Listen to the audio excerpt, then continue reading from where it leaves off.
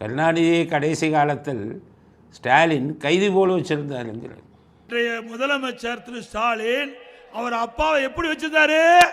கைதி போல வச்சிருந்தாரு. சொந்த அப்பாவே அப்படி வச்சிருக்கிறவரு நாட்டு மக்களை என்ன பாடுபடுத்துவார்? சிறை கைதி போல வச்சிருந்தாராம்.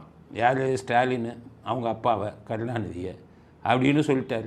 எப்போவுமே ஸ்டாலினை நான் பாராட்டி பேச மாட்டேன். ஆனால் உண்மையை சொன்னால் அவங்க அப்பா விஷயத்தில் ஸ்டாலினை பாராட்டாமல் இருக்க முடியாது. கருணாநிதிக்கு மகனாகன்னு போட்டிங்கன்னா அவர் எங்கேயோ போயிருக்கு. அந்த மேப்பு உயரத்துக்கு போயிருக்கு. ஏன்னு கேட்டிங்கன்னா எடப்பாடி சொன்னார் சிறை கைதியாக கருணாநிதியை வைத்தார். அது ஏற்றுக்கொள்ள முடியாது. ஏன்னு கேட்டிங்கன்னா கடைசி வரை அவங்க அப்பாவுக்கு கூடவே இருந்தார். அவங்க அப்பா உடல்நலம் இல்லாமல் இருக்கும்போது கூட பக்கத்தில் இருந்து பார்த்துக்கிட்டார். அவங்க அப்பா தலைவராக சாகுறவரை அவரை தலைவராக வச்சுருந்தார். அன்புமணி கதை பார்த்தீங்கல்ல, அது மாதிரி ஸ்டாலின் பண்ணியிருக்கலாம்ல. அன்புமணிக்கு நீங்கள் சொல்கிறதுன்னு சரியாக இருக்கும். ஸ்டாலினுக்கு அப்படி இல்லை. கடைசி வரை செயல் தலைவராக இருந்தார். அப்பாவுக்கு விசுவாசமாக இருந்தார். அப்பா இறந்த அன்றைக்கி தேம்பி அவர் அழுத அந்த அழுகை அவரை ஒரு மகனாக எங்கேயோ உயர்த்திடுச்சு. எனக்கு அன்னைக்கு நான் நினச்சேன், உண்மையிலேயே அப்பா செத்த ஒரு 94 வயசில் செத்த அப்பாவுக்கு இவ்வளோ தேம்பி அழுகிறானே, எந்த பிள்ளை அழுவாங்க? ஸோ கருணாநிதியின் மகனாக ஸ்டாலின் எங்கேயோ உயரத்தில் இருக்கார். அதில் அவரை குறையே சொல்ல முடியாது. அது மட்டும் இல்லை, செத்ததுக்கப்புறம் அப்பாவுக்கு தவசம் வைக்காதவன் இருக்கான் நிறையா பிள்ளைங்க. சொத்துக்களை சுருட்டிட்டு அப்பாவை பற்றி யோசனை பண்ணாதவன் இருக்கான்.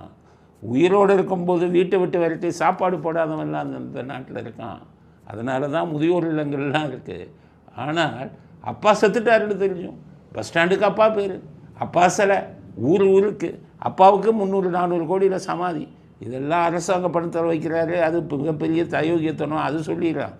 ஆனால் ஒரு மகனாக அப்பாவை செத்து 8 வருஷம் ஆகும், 9 வருஷம் ஆகும், இன்னும் நினைத்து கொண்டிருக்கிறார். ஒரு தனையனாக அவரை நான் ரொம்ப மதிக்கிறேன். கருணாநிதி அவர்களுக்கு ஒரு மகனாக அவர் கடமையை மீறி செஞ்சுருக்கார். அதில் எங்கேயோ இருக்கார்.